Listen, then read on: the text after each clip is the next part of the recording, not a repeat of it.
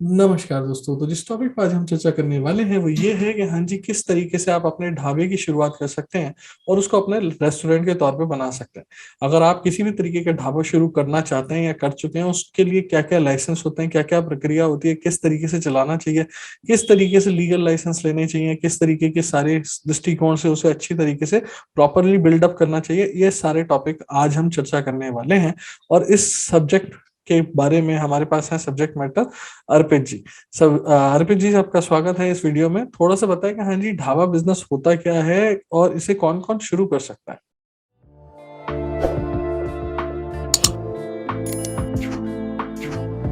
दोस्तों, ये वीडियो कहीं से कहीं तक किसी भी तरीके का एडवर्टीजमेंट ना है, ना इसे माना जाए, ना इसे समझा जाए।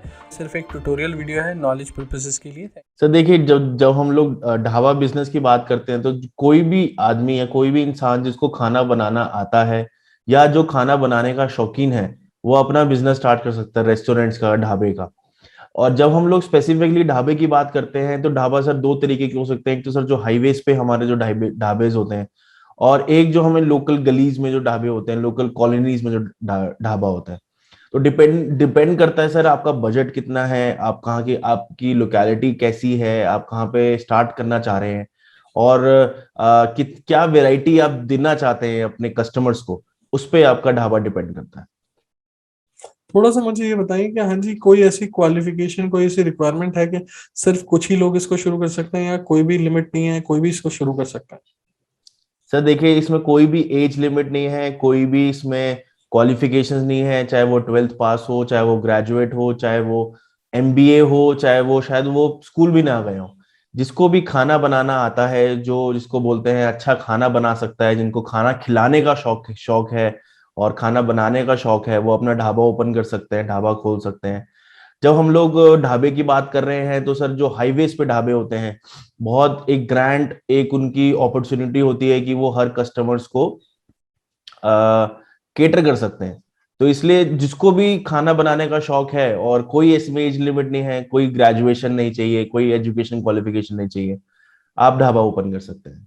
ओके, थोड़ा सा मार्केट अपॉर्चुनिटी के लिए बारे में बताएंगे हाँ जी, कितनी बड़ी मार्केट अपॉर्चुनिटी है? क्योंकि लोग ये सोचते हैं कि ढाबा मतलब बहुत छोटी चीज, बट हमारे हिसाब से ढाबा मतलब रेस्टोरेंट से भी बड़ी चीज। रीजन फॉर बीइंग, वहां पे कैलकुलेशन नहीं मार्क कर सकते हम कि कितने सारे लोग आते हैं, और जब वो उनका गल्ला खत्म होता होगा रात को, तो वो सिर्फ ढाबा के ओनर ही जान सकते हैं कि हाँ जी क्या हिसाब किताब होता होगा। ऑल दो हर जगह एक प्रॉस एंड कॉन्स होते हैं। कई जगह ऐसा होता है कि हाँ जी ढाबा ज्यादा अच्छा अर्न नहीं करते, कई जगह ढाबा बहुत ही ज्यादा अर्न करते हैं। वो हाईवेज की बात है, तो थोड़ा सा बताएं।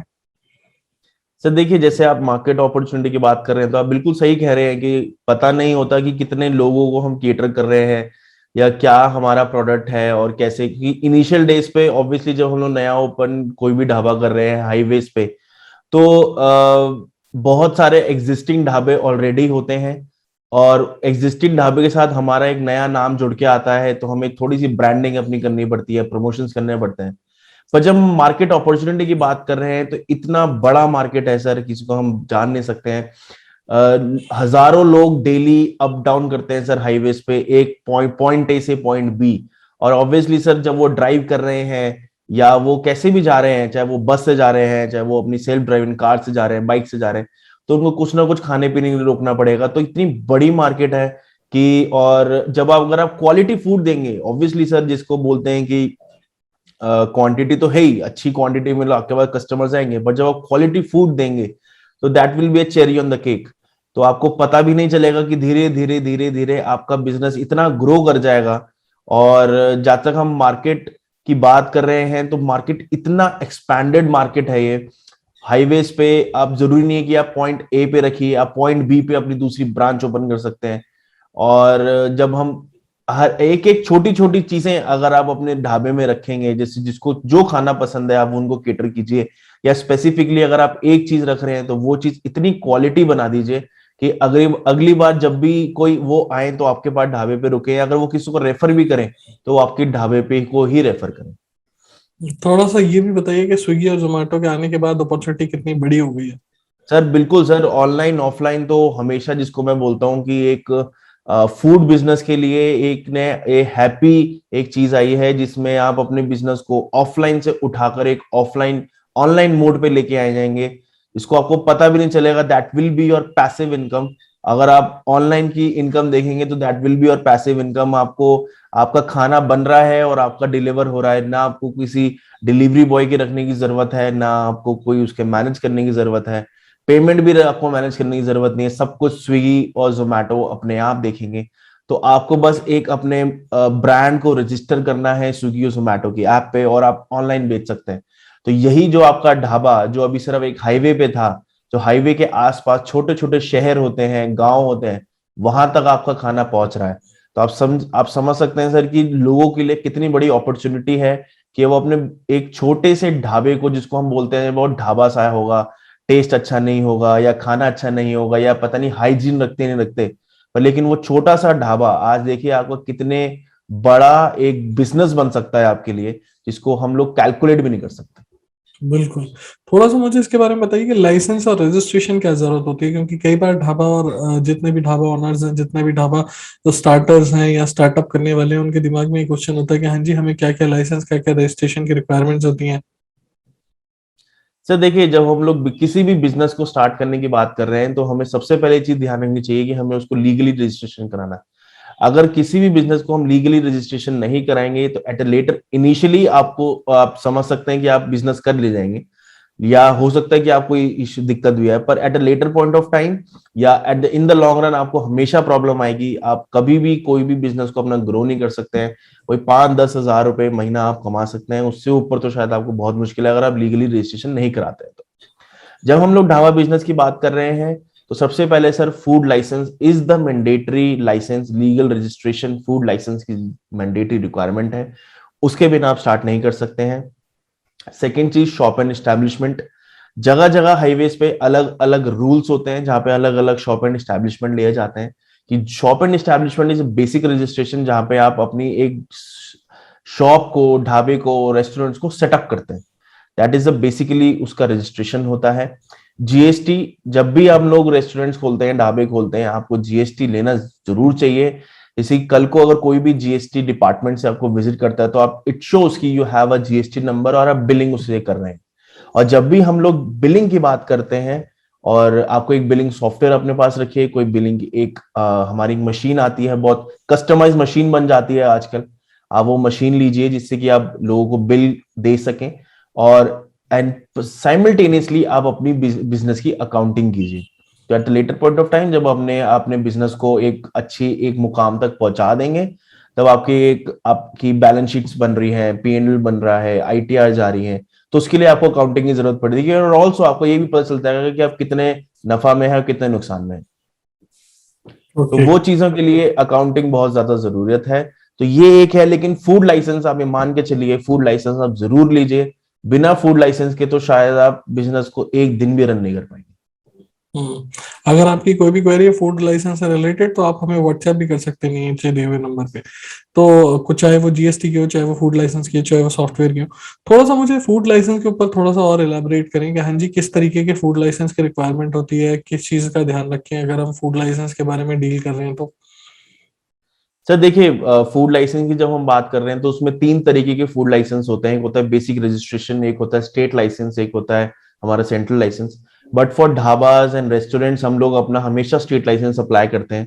स्टेट लाइसेंस स्पेसिफिकली इसलिए होता है कि हम इन द लॉन्ग रन हमको कोई इशू ना है और इन द लॉन्ग रन हम लोग अपने बिजनेस को एक एग्जैक्ट सेम फूड लाइसेंस से हम लोग को डिलीवर कर सके।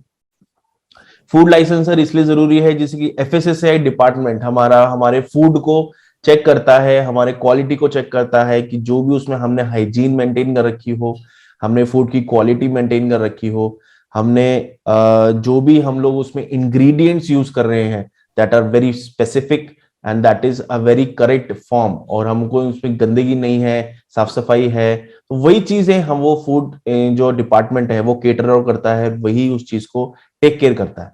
तो इसलिए फूड लाइसेंस लेना जरूरी है। फूड लाइसेंस आप मान के चलिए कि एक जो प्रोसेस होता है वो कुछ 1 से 1.5 महीने का प्रोसेस होता है, कम से कम 1 से 1.5 महीने लग जाता है हमारे फूड लाइसेंस में। और उतना टाइम ही हम लोग अपना जितना भी आपको ढाबा अगर आप सेटअप कर रहे हैं तो 1-1.5 महीना आपको ढाबा सेटअप करने में लगेगा, इतने टाइम में आपका अपना फूड लाइसेंस आ जाएगा। तो जितने टाइम हम लोग फूड लीगल रजिस्ट्रेशन से बात करेंगे उतने देर में आप सेटअप भी कर सकते हैं। तो इसलिए आप फूड लाइसेंसर लेना जरूरी है हमेशा। थोड़ा सा मुझे ये भी बताइए कि अगर हम फूड लाइसेंस नहीं लेते तो क्या हमारे पर कुछ पैनल प्रोविजंस एप्लीकेबल हो सकते हैं या हमारे पर कोई कार्रवाई हो सकती है? सर बिल्कुल सर, पीनल प्रोविजंस हमेशा से हैं, और जब तक हम लोग पीनल प्रोविजंस की बात कर रहे हैं तो आपका ढाबा बंद भी हो सकता है और आपको 3 साल की जेल भी हो सकती है।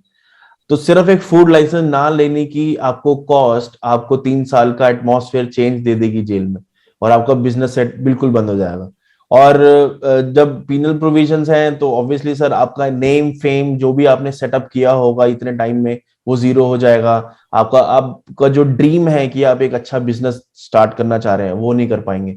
तो इसीलिए कि सर आप वो जरूर कीजिए। और जब हम लोग इसकी बात कर रहे हैं सर, बिजनेस की बात कर रहे हैं, तो जब हम लोग इसको मार्केटाइज करते हैं, तो जब उसकी मार्केटिंग करते हैं तो कल को जगह जगह जाते हैं तो आप ये समझ सकते हैं कि वहां पे भी हमारा फूड लाइसेंस नंबर लिखा जाता है। और वहां पे हमारा जब फूड लाइसेंस नंबर नहीं होगा तो कहीं ना कोई हम लोग का एसोसिएशन नहीं बना सकेंगे। वैसे मार्केटिंग की बात करी तो सर आप कुछ मार्केटिंग पे थोड़ा सा बताइए, क्योंकि आप एक्सपर्ट हैं इस चीज के। तो इसमें आप क्या कहना चाहते हैं सर देखिए, मार्केटिंग? ऑफलाइन के लिए तो सबसे ज्यादा अगर मैं बात करूं तो ऑफलाइन सबसे ज्यादा चलता है कि आप अपने बैनर्स लगा दो हाईवेज पे, ठीक है, आप अपने बोर्ड्स लगा दो, बिल बोर्ड्स लगा सकते हो आप, ठीक है। बट वो अपने एरिया में ही लगाना, क्योंकि एरिया से बाहर लगाएंगे तो वो फिर म्युनिसिपल कॉर्पोरेशन के लॉज के खिलाफ आते हैं और वो ठीक भी नहीं होता कि जगह जगह आप बोर्ड लगा रहे हो, गलतियां कर रहे हो, क्योंकि अच्छा नहीं लगता। हमारा देश है, लोग क्या करते हैं और तारों पर चिपका देते हैं अपने बिल बोर्ड, तो बहुत गलत चीज होती है। दूसरी बात, आप अपने विसिनिटी को अच्छी तरीके से मार्केट करिए। आप अपने जो भी आपके वेटर्स हैं, जो भी आपके सर्वर्स हैं, उनको अच्छी पोशाक बना के रखिए। अब जैसे अमरीक सुखदेव का मैं एग्जांपल दूंगा, उनका जो बंदा होता है वो बड़ा हाइजीनिकली अपने खाने को लेके आता है, खाने को परोसता है, ठीक है। इवन कई बार उनके जो वीडियोस हैं वो भी वायरल हो चुके हैं, जैसे दिल से फूडी वगैरह पे जो वो टेस्ट के लिए अपने फूड रिव्यूअर्स को बुलाते हैं, वो भी आप कर सकते हैं। तो उससे क्या होता है, एक मार्केट में एक ब्रांड बनना शुरू हो जाता है। दूसरा, आप अपने वेटर्स की एक यूनिफॉर्म बना दें, अपने ढाबे का एक ब्रांड बना दें, एक लोगो बना दें। लोगों को आप ट्रेडमार्क भी करा सकते हैं, लोगों को आप शो भी कर सकते हैं कि हाँ जी हमारा ट्रेडमार्क लोगो है। उससे बहुत ज्यादा इम्पैक्ट पड़ता है, क्योंकि लोग जानते हैं फिर। इवन अब तो सारी चीजें बदल गई हैं। जब हम पहले कभी अमरीक सुखदेव पे कोई 10 साल 15 साल पहले जाते थे तो हमने ये चीज देखी थी कि बहुत छोटा सा ढाबा है। आज के टाइम पे अगर पेप्सी का ग्लास भी आता है तो अमरीक सुखदेव का ग्लास अलग होता है पेप्सी का, और पेप्सी अलग हो रही होती है। तो ये सारे छोटे छोटे अहम पॉइंट्स हैं जो आप ऑफलाइन में यूज कर सकते हो। आप उन्हें अपना विजिटिंग कार्ड भी दे सकते हो, आप उन्हें कई सारी चीजें दे सकते हो, क्योंकि इस ढाबे का मतलब यही नहीं है कि आप सिर्फ एक ही लोकेशन पे केटर कर रहे हो। क्योंकि आजकल केटरिंग चीजें भी बहुत ज्यादा इंपॉर्टेंट है। अगर आपका टेस्ट बहुत अच्छा होगा तो वो लोग आपको दूर से दूर भी बुलाते हैं, चाहे वो फंक्शंस हो, ओकेजन्स हो, ठीक है, कोई फेस्टिवल्स हो, आप उनके लिए केटरिंग कर सकते हैं। उसके अलावा आप ऑनलाइन जा सकते हैं। ऑनलाइन में आप फेसबुक एड लगा सकते हो उसी लोकेलिटी में। अगर कोई भी हॉटस्पॉट है, जैसे सपोज अगर आपने देखा हो गढ़गंगा है, गढ़गंगा के आसपास बहुत सारे तीर्थ स्थल है, वहां पे लोग ऑब्वियसली बात है ऑनलाइन यूज करते हैं अपने नेट को, अपने फेसबुक वगैरह को। तो आप उसके आसपास अगर कहीं भी वो चीज है। इसके अलावा अगर मैं बोलूँ, हाँ जी, स्पेशली अगर आप दिल्ली से चंडीगढ़ जा रहे हैं तो हाईवे पे बहुत सारे रेस्टोरेंट पड़ते हैं, वो लोग आपको पहले से ही अपने ऐड शो करना शुरू कर देते हैं लोकेशन पे, रूट्स पे। अगर आप बसेस सर्च करते हो तो बहुत सारी चीजें जो करी जा सकती हैं आज के टाइम पे। ऐसा कुछ भी नहीं है कि हाँ जी आप लोकली हैं तो आप इजीली मतलब क्लाइंट्स नहीं उठा सकते। आप सब कुछ कर सकते हैं ऑनलाइन भी, आप बहुत सारी चीजें कर सकते हैं। आप अगर लोकल गलीज में हैं तो आप अपने ऐड चलाइए, अपनी लोकेलिटी में ऐड चलाइए। जरूरी नहीं कि आप हाईवे पे ही अपने ढाबे को चला सकते हैं, आप लोकल विसिनिटी में भी उसको चला सकते हैं। अब मैं दूसरा जो अगला क्वेश्चन हुआ वो ये पूछूंगा आपसे कि एक्सपेंशन कोई ढाबे का रेस्टोरेंट से करे तो क्या केस स्टडी उसको फॉलो करनी चाहिए, किस ब्रांड को उसको फॉलो करना चाहिए, क्या ऐसी चीजें हैं जो वो ध्यान में रखें?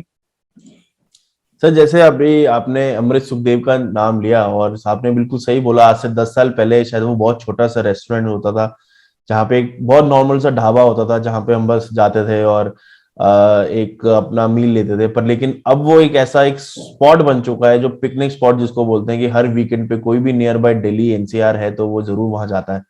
तो उन्होंने क्या किया है, उन्होंने सिर्फ, अगर हम उनको ध्यान से देखेंगे तो, जैसे आपने बोला कि ब्रांडिंग ब्रांडिंग पे उन्होंने बहुत ज्यादा ध्यान दिया है, अपनी ब्रांड बनाया, अपना ब्रांड डेवलप किया है, हाइजीन पे बहुत ध्यान दिया है, अपने जैसे आपने बताया कि वेटर्स की ड्रेस बनाई है। तो उसी चीज से सर आप अपने बिजनेस को एक्सपैंड करते हैं। इनिशियली आप अपने बिजनेस बहुत छोटी छोटी माइन्यूट चीजों को आप ध्यान दीजिए।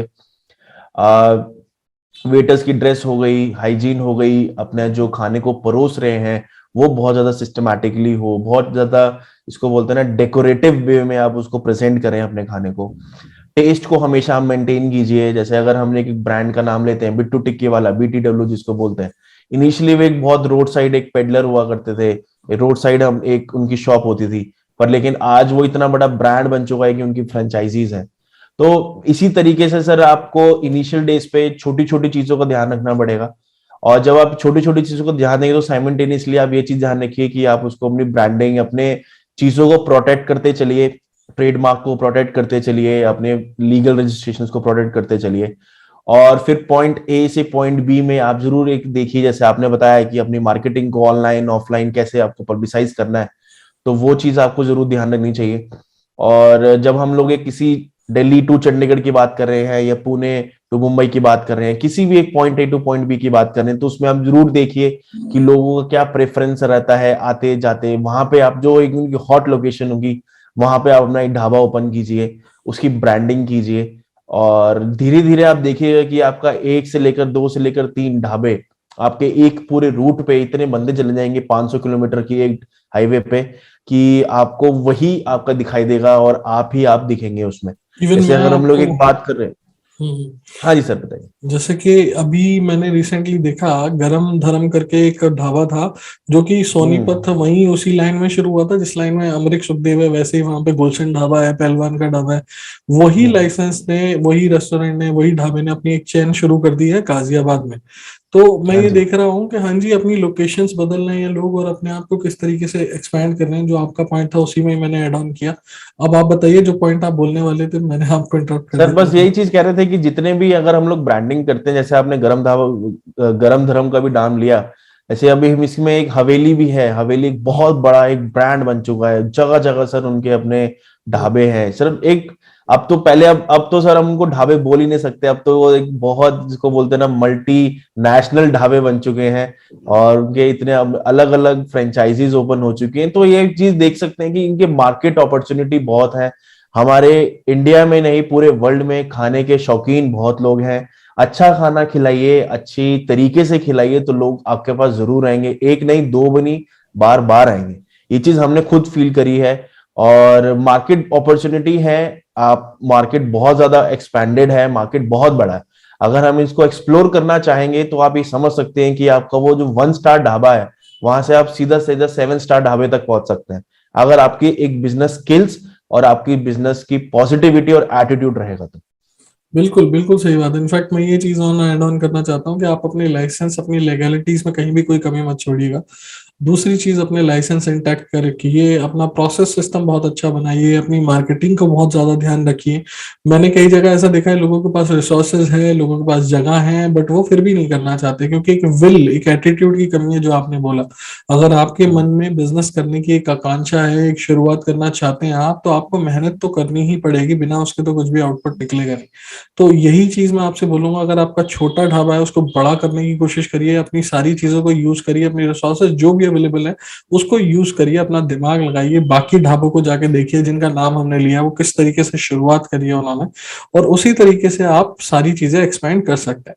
तो दोस्तों, अगर वीडियो पसंद आया तो सब्सक्राइब जरूर कर दें, लाइक जरूर करें और बेल बटन जरूर दबाएं। और इस वीडियो में अगर आपकी लाइसेंस से रिलेटेड या आपकी डॉक्यूमेंट से रिलेटेड, क्या डॉक्यूमेंट्स लगेंगे, किस तरीके के लाइसेंस लगेंगे, कोई भी क्वेश्चन है तो आप हमसे पूछ सकते हैं। और इसके अलावा भी अगर आपकी कोई क्वेरी है तो नीचे दिए हुए नंबर पे आप व्हाट्सएप करके पूछ सकते हैं। And thank you so much Arpit ji, आपने बहुत ही अच्छी तरीके से विवरण दिया, पूरी तरीके से स्पष्ट तरीके से सारी चीजें बताई।